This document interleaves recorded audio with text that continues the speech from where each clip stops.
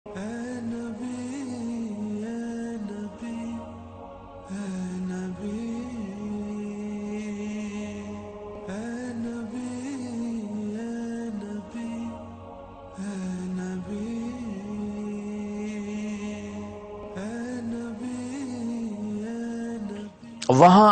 افریقہ کے اس حصے میں لقد جاءکم رسول من انفسکم پڑھا جاتا ہے، یہ دونوں طرح ٹھیک ہیں۔ لقد جاءکم رسول من انفسکم، ہم پڑھتے ہیں من انفسکم، وہاں میں نے قرات سنی من انفسکم، اور دونوں قرات بڑے ائمہ کی ہیں۔ تو اس سے ایک اور خوبصورت مطلب سامنے آیا جو میں ابھی آپ کے ساتھ شیئر کر کے ختم کرتا ہوں اپنی بات کو، کہ میرے اللہ کہہ رہے ہیں ایسا عالی خاندان کوئی دکھا دو، انفس نفیس، ایسا کوئی تم میں جو سب سے زیادہ نفیس ہیں ان میں نے اپنے حبیب کو بھیجا ہے۔ اب ایک حدیث بتاتا ہوں، میرے نبی نے فرمایا، اللہ نے ان اللہ تخیر القبائل، چھانٹی کی قبائل کی، فاختار العرب، اس میں سے عرب کو نکالا، ثم تخیر العرب، پھر اللہ تعالیٰ نے عرب کی چھانٹی کی، فاختار مدر، اس میں سے مزر کو نکالا اور اس کی اولاد کو، ثم تخیر مدر، پھر مدر کی چھانٹی کی، فاختار قریش، پھر قریش کو نکالا، ثم تخیر قریش، پھر قریش کی چھانٹی کی، فاختار ہاشم، پھر ہاشم کو نکالا، ثم تخیر ہاشم فاختارنی فانا خیرکم ابا و نفسا، پھر اللہ نے ہاشم کی اولاد کو چھانٹا اور اس میں سے میرا انتخاب کیا، اور اہل البیت اور آل الرسول، پھر تو انتہا کر دی ہے۔ کون بیان کرے گا آپ کی شان کو؟ سب سے عالی خاندان عرب میں سب سے عالی مدر میں سب سے عالی قریش میں سب سے عالی ہاشم میں سب سے عالی محمد الرسول اللہ صلی اللہ تعالی علیہ وسلم، اور آپ کی برکت سے پھر آپ کا خاندان، آپ کی اہل البیت، آل علی، اولاد علی، اولاد جعفر، اولاد عقیل، اولاد عباس رضی اللہ تعالی عنہم، ان چار مقدس ہستیوں کی اولاد کو اہل البیت کہا جاتا ہے، آل الرسول کہا جاتا ہے۔ ان پر صدقہ زکوٰۃ حرام ہے، ان کو ہدیہ دیا جاتا ہے۔ اہل البیت کو زکوٰۃ نہیں دی جاتی، ان کی شان کے خلاف ہے۔ صدقے کی کھجوریں آئی پڑی تھی، حضرت حسن نے ایک اٹھا کے منہ میں ڈالی، اب اپنا ایسے کیا اور ایک دم ان کے منہ سے وہ نکال لی، کہا نہیں بیٹا ہم صدقہ نہیں کھاتے۔ اور سلمان فارسی کو اس کے آخری استاد نے بتایا تھا کہ وہ اس نبی کی نشانی ہے کہ وہ صدقہ نہیں کھائیں گے، ہدیہ کھائیں گے، اور ان کے کندھے پر مہر نبوت ہوگی۔ تو جب آپ تشریف لائے تو سلمان فارسی امتحان کے لیے گئے، کہا کہ یہ صدقے کی کھجوریں ہیں، تو آپ نے صحابہ سے کہا کھاؤ بھائی، خود نہیں کھائی۔ اگلے دن گئے، کہا یہ ہدیے کی کھجوریں ہیں، تو آپ نے خود بھی اٹھائی اور صحابہ سے بھی فرمایا کھاؤ بھائی۔ تو اہل البیت پر زکوٰۃ نہیں، ان کو پوری امت کے ذمے ہے کہ ان میں اگر کوئی غریب اور فقیر ہے تو ان کو ہدیہ دیا جائے، زکوٰۃ نہ دی جائے۔ اللہ تعالیٰ نے یہ بہت عالی خاندان بنایا ہے۔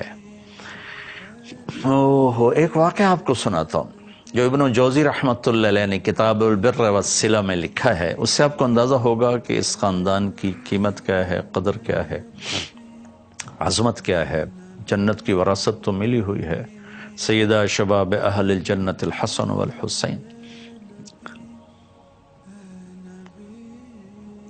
ہرات میں ایک سادات خاندان کے نوجوان فوت ہو گئے، ان کی بیوی اپنی بچیوں کو لے کر سمرقند ہجرت کر گئیں کہ کوئی اسباب معیشت نہیں تھے ہرات میں، تو وہاں پتہ کیا کوئی سخی سردار ہو، تو پتہ چلا ایک مسلمان بڑا سخی سردار ہے اور ایک مجوسی آگ کا پجاری بڑا سخی سردار۔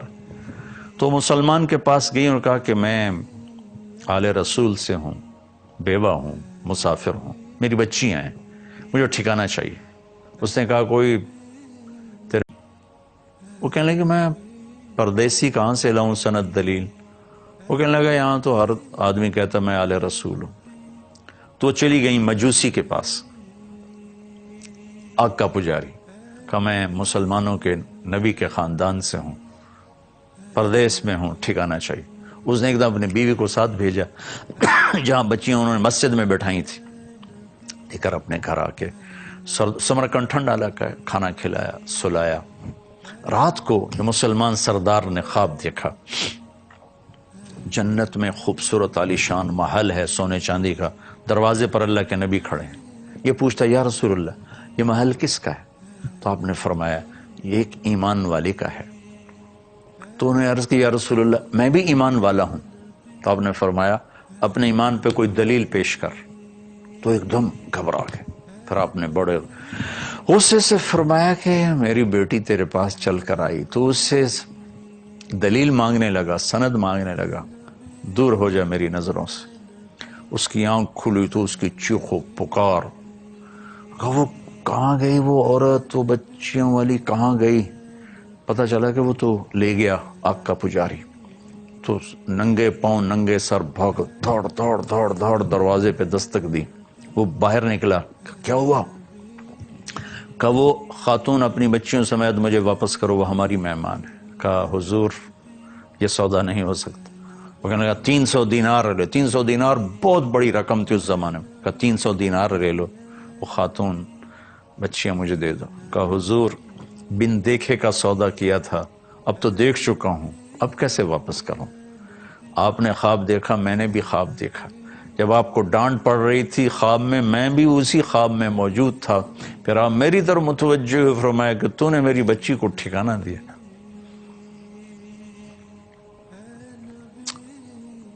اللہ نے تیری اور تیرے سارے خاندان کی بخشش کر دی ہے اور تیرے لیے جنت کا فیصلہ کر دیا ہے. کہا میری آنکھوں ہم سب کلمہ پڑھ چکے ہیں، ہم سب ایمان لا چکے ہیں، اب میں واپس نہیں کروں گا. بھائیو قدر کیا کرو اللہ کے نبی کے خاندان کی. جہاں بھی ہیں قابل قدر ہیں، قابل قدر ہیں. چونکہ یہ سلسلے جا کر ملتے ہیں وہاں جہاں جا کر ساری عزتوں کی انتہا ہو جاتی، انتہا ہو جاتی. اور آپ کی اولاد ساری دنیا میں پھیلی ہوئی ہے.